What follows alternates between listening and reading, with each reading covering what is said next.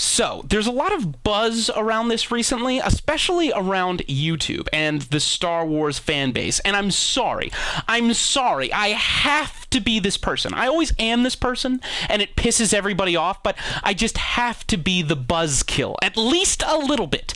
I have so much trouble watching people, especially on YouTube, covering things, just trying to overhype it as much as they possibly can, because why not? Let's all ride the YouTuber gravy train to Moneytown. But for the rest of us who don't like bullshit and our hype salad, give me a few seconds to talk to you about Galaxy in Turmoil. Now, the internet would have you believe that Galaxy in Turmoil is a brand new, fan-made, built from the ground up, inspired by the original Battlefront, made by a legally untouchable Russian development studio, which is now going to be released on Steam. Yay! They've released multiple trailers that appear to showcase promising prototypes of their game that are now propagating all over the internet with clickbaity titles, just like this one, trying to milk that shit for all that it's worth. Okay, so now that you've had your little fan high, I can finally destroy all your hopes and dreams. Are you ready? Okay. So, first off, the development team making this game, Frontwire Studios, and that's not a real picture of them, by the way. That's from Shutterstock with their logo.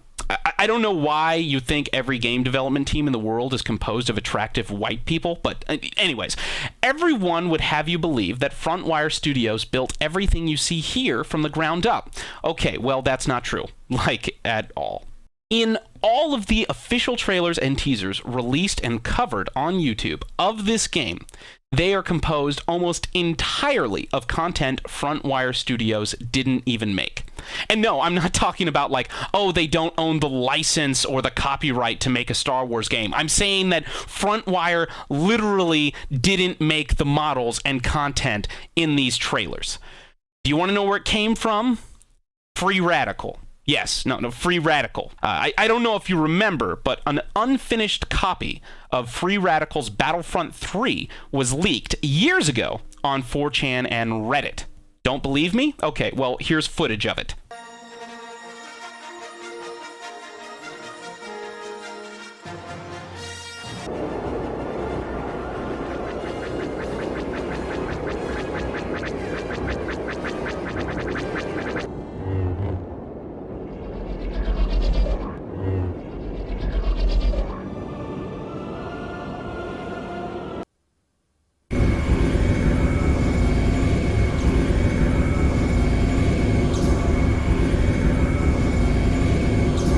Almost everything you see in any Galaxy in Turmoil trailer or video or whatever is actually stolen models and assets made literally by Free Radical, ported into Unreal Engine 4. Frontwire literally didn't make any of this. Or, well, they made a few things like this box, and they stitched it all together in Unreal Engine 4, but the models, all the core content, was made by Free Radical.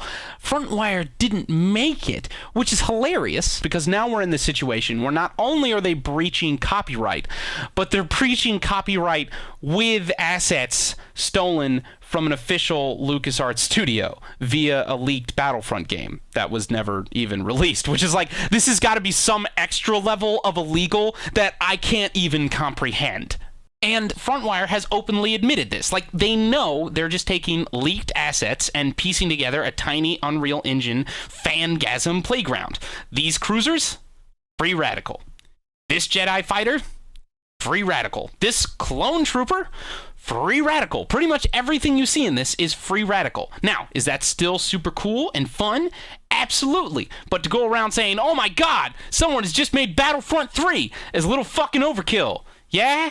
So, if Frontwire does develop any legitimate Star Wars game, it will not contain any of this content that you see here. And they've openly said that as well. Every model and asset that you see in these trailers will be ditched before any playable public build of the game is released. And perhaps some of you are misunderstanding me. Frontwire has every intention of recreating all of this content. They will recreate themselves, the troopers, the fighters, the Star Destroyers, but to what quality level? We haven't seen any FrontWire material. All of this has been free radical material that they've ripped into their game. We have no idea if they're even capable of creating anything of this caliber. So we honestly have no idea what an actual FrontWire game will look like. And this is not anywhere near an accurate representation of what they'll be able to create themselves when or if the game actually releases on Steam. Now, this brings us to the next point, that FrontWire is actually a Russian studio, completely impervious to copyright laws. Okay, well, guess what? As of last month, they are officially a registered company in Tampa, Florida. Yes, no, not only are they actually an American company, but they are literally 1 hour away from Walt Disney. So this whole, oh, but Disney can't cease and desist the utter balls off of them. Yeah, oh, okay, sure. Now, okay, stop crying. Now that I have efficiently killed your will to live, let's talk about the silver lining. Actual reasons, if any, that this development project will actually succeed, which right now is pretty goddamn slim. But just to entertain you, I will tell you. First off, FrontWire is generating a lot of press. Like, a lot of press. Mainly because people desperately want to believe what they want to believe, as opposed to rationally researching a situation. But anyways, while this is something that annoys me greatly, it has some unintended, although debatably undeserved, consequences. One of which is the obscene amount of support FrontWire has received over the past few months. So, if they didn't have the resources to make their own content before, which they didn't, hence Free Radical, they definitely have those resources now, especially with all the attention they've been getting. They are starting to receive help from high places and developer applications from experienced professionals instead of free-time enthusiasts. Now, this means that there's actually a shining glimmer of hope that they could possibly, and I have to emphasize, possibly, create a fully realized, playable Star Wars game. However, we still have the problem of Disney coming in to stomp on their faces, and this is where things get wonky. So, if you don't remember, in one of my previous videos, I talked about the fact that the only thing keeping projects like this alive isn't fucking fair use. Like, Jesus Christ, can we just stop using that? Like, Disney couldn't stomp this out of existence with their pinky toe? Like, they could, all right? Like, free use has nothing to do with it. But, instead, it all comes down to how much the copyright holder, in this case, Disney, actually cares. And if it's actually hurting them commercially. Now, is Galaxy and Turmoil hurting Disney commercially? I mean, fuck, I don't know. I would say yes, but I'm not a lawyer.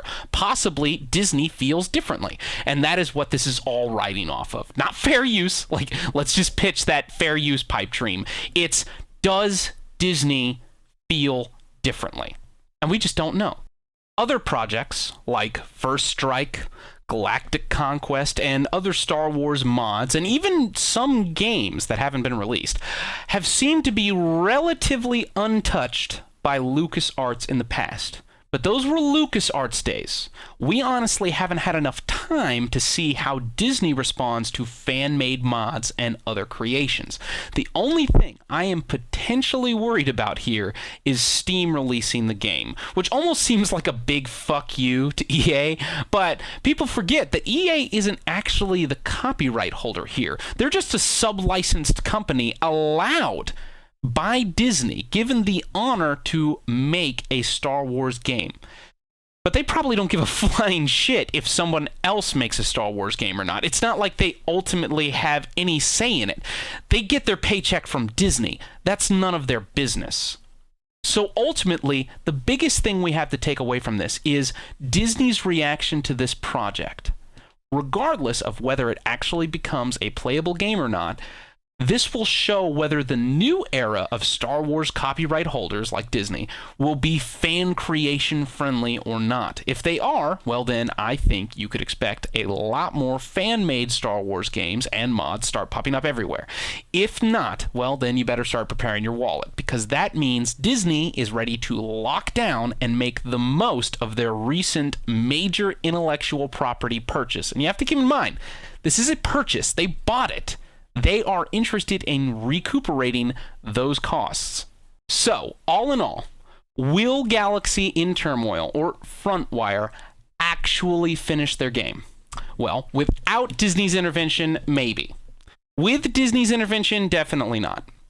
But does the currently released trailers and content of Galaxy in Turmoil accurately represent in any way what Frontwire is actually capable of? No, definitely not. Whatever Frontwire is capable of is yet to be seen, and we will only understand what they can do after we see original content made entirely by their own development team, and not content simply ported over from free radical assets. Now, I do actually have a few, I believe, unreleased screenshots of custom content that Frontwire has sent me that has been made internally by their studio. However, honestly, it's not really enough to picture what they can truly do. And we've seen about the same quality work so far from other studios like First Strike, Battlecry, and other Star Wars development initiatives. However, who knows? As opposed to those projects, perhaps the sheer support for Galaxy in Turmoil gained from these prototypes, even using free radical content, will give them the resources they need to actually make and finish a viable game. However, in the meantime, while I am very interested to see what they do next, I am not stacking all my chips on it. So, that is everything that I know currently about Frontwire and Galaxy in Turmoil. It is not nearly as groundbreaking as everyone would have you believe, but at the end of the day, I'm all about another fan-made Star Wars development initiative. Just don't go running around telling people it's going to be the next big thing. If you want, make sure you follow Frontwire's social pages, join their Discord, ask questions, and talk to everyone there. That is the best way you're going to get any reliable information. So far, at least in my experience, they are all incredibly open to questions, and they aren't pretending to be something they're not. That's just the media outlets trying to make you think they're something that they're not, because that's how media outlets make money. I still think that even if this current project is shut down, there are enough people who are joining their project, that are joining and want to join Frontwire, that something, even if it isn't a Star Wars game, could possibly come out of it. And that could also be something, an unintended benefit that comes out of all of this hype that is being thrown at their studio right now. Even if Disney shuts down Galaxy in Turmoil, they could possibly still make a heavily Battlefront 3 inspired game that isn't technically a Star Wars game. And that could be something that I think we would all still be very much on board with. Finally, if you enjoyed this video, then I don't care. If you want to know anything more about Galaxy in Turmoil, well then stop watching YouTube, because apparently YouTube has become the Fox News and CNN of game information. But I will be heading to E3 on the 12th, and I will hopefully be able to get some great, honest impressions of some of the premiering games being shown there, which I am secretly very excited to try. And hopefully I will see you again when I return, although I'll probably have squad and insurgency videos for you while I'm gone, since that's what you've been asking for. Alright, that's it. Fuck you.